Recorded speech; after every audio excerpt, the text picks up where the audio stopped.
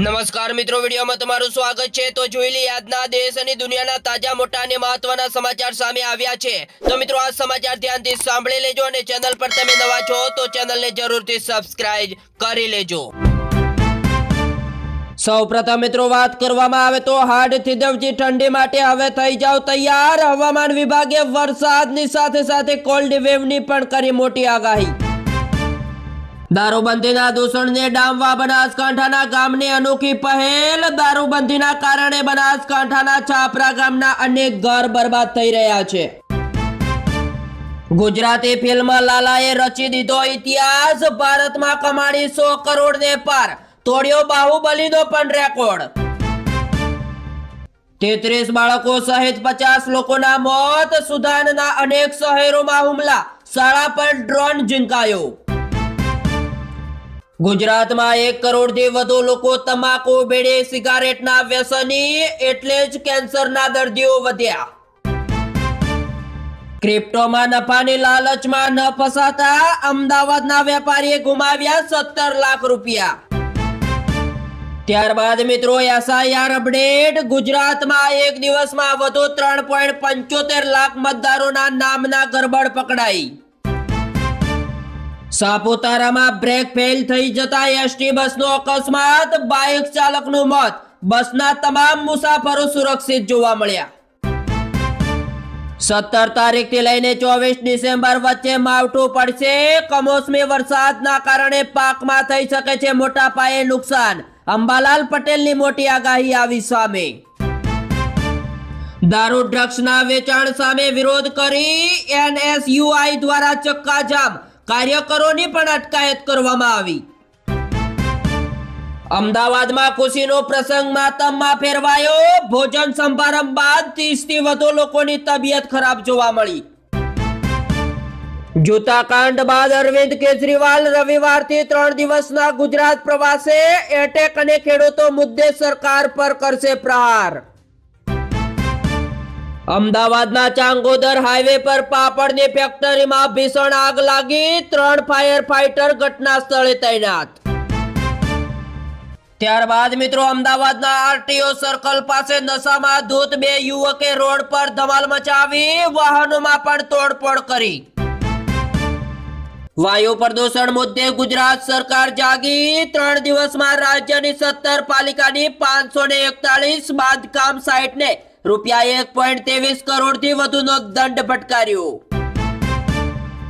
સુરતથી બેંકોક જતી ફ્લાઇટમાં ઝડપાયા 43 લાખ રૂપિયાના હીરા અને યુએસ ડોલરની નોટો।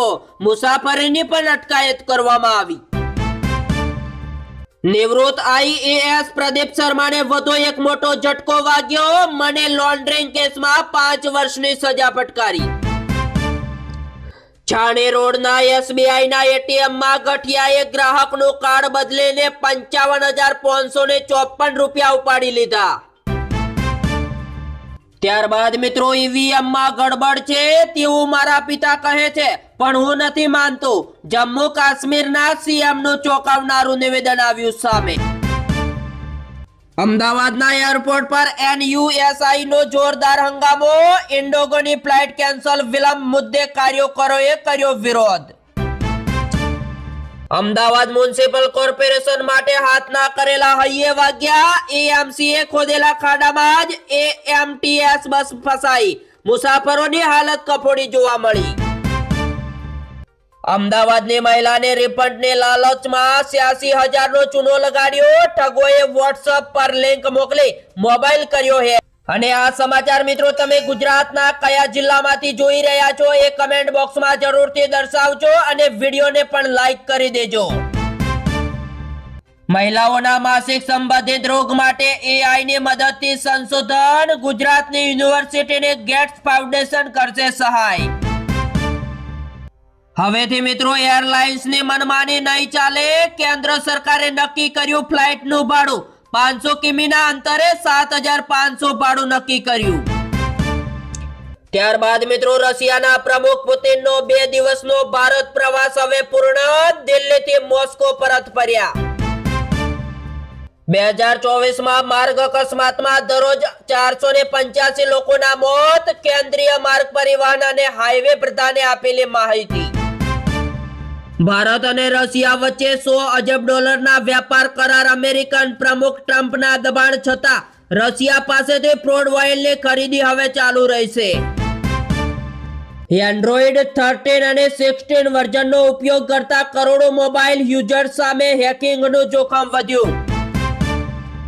ત્યારબાદ મિત્રો, મંદિરના રૂપિયા ભગવાનના છે, બેંકોને બેઠી કરવા માટે વાપરી શકાય નહીં. સુપ્રીમનો મહત્વપૂર્ણ ચુકાદો આવ્યો સામે. ઇન્ડિગો સંકટ વચ્ચે રેલવે વિભાગનો મોટો નિર્ણય. સાબરમતી દિલ્હી વચ્ચે દોડશે સ્પેશિયલ ટ્રેન. પશ્ચિમ બંગાળમાં આજે બાબરી મસ્જિદનો પાયો નાખશે હુમાયુ. કબીરે કહ્યું, સરકાર પાસેથી એક પણ રૂપિયો નહીં લઉં. ત્યારબાદ મિત્રો, ઇન્ડિગો સંકટને લીધે મુંબઈ એરપોર્ટ પર ફસાયેલી આફ્રિકન મહિલાએ હોબાળો મચાવ્યો. તો બીજા એક સૌથી મહત્વના સમાચાર મળી રહ્યા છે. ચિંતાની વાત નથી, અમે વિપક્ષમાં હતા ત્યારે સ્થિતિ જુદી હતી. ગગડતા રૂપિયા અંગે સીતારમણનો જવાબ. હવે ઓફિસ બાદ બોસના કોલ મેલને કરી શકશો ઇગ્નોર. લોકસભામાં રજૂ થયું રાઇટ ટુ ડિસ્કનેક્ટ બિલ. ત્યારબાદ મિત્રો, બાબરી મસ્જિદ નિર્માણ વિવાદ વચ્ચે મમતા બેનર્જીનું નિવેદન આવ્યું સામે. કહ્યું, નફરત ફેલાવનારા સામે લડાઈ ચાલુ રહેશે. ઇન્ડિગોનું સંકટ અચાનક નથી આવ્યું, પરંતુ ગણતરીપૂર્વક ઘડાયેલું કાવતરું. એરલાઇન્સ પર ગંભીર આરોપ. તો હાલ અત્યારે બીજા એક સૌથી મહત્વના સમાચાર મળી રહ્યા છે. તમામ જગ્યાએ પહોંચીશું. અયોધ્યા બાદ કાશી મથુરા વિવાદ પર સીએમ યોગીનું મોટું નિવેદન આવ્યું સામે.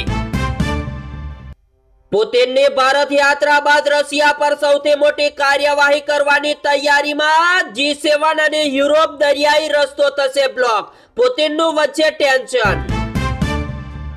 ત્યારબાદ મિત્રો, ખાલિસ્તાની આતંકવાદીઓ વિરુદ્ધ બ્રિટનની મોટી કાર્યવાહી. સંપત્તિઓ જપ્ત અને કંપનીઓ પણ બેન. હવેથી મિત્રો, ઇન્ડિગોની પણ મુશ્કેલી વધી. તાત્કાલિક રિફંડ આપવા સરકારનો મોટો આદેશ. સુપ્રીમ કોર્ટમાં PIL.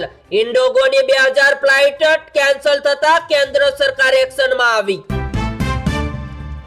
ત્યારબાદ મિત્રો, ધોરણ 10 અને 12ની બોર્ડની પરીક્ષાના ફોર્મ ભરવાની તારીખ લંબાવવામાં આવી. પરીક્ષાના ફોર્મ ભરવાની 6 ડિસેમ્બર હતી, તે હવે મિત્રો 10 ડિસેમ્બર 2025 સુધી ફોર્મ ભરી શકાશે. ગુજરાતમાં ગુનાખોરી વધી. એક વર્ષમાં ક્રિમિનલ કેસમાં 3.44 લાખનો વધારો. ટ્રાયલ કોર્ટમાં દરરોજ સરેરાશ 1028 નવા કેસ નોંધાય છે. તો મિત્રો, આ સાથે જ આ સમાચાર અહીંયા સમાપ્ત કરવામાં આવે છે. મિત્રો, ચેનલને હજી સુધી સબસ્ક્રાઇબ નથી કરી તો સબસ્ક્રાઇબ કરવા પણ વિનંતી. જય હિન્દ, જય ગરવી ગુજરાત.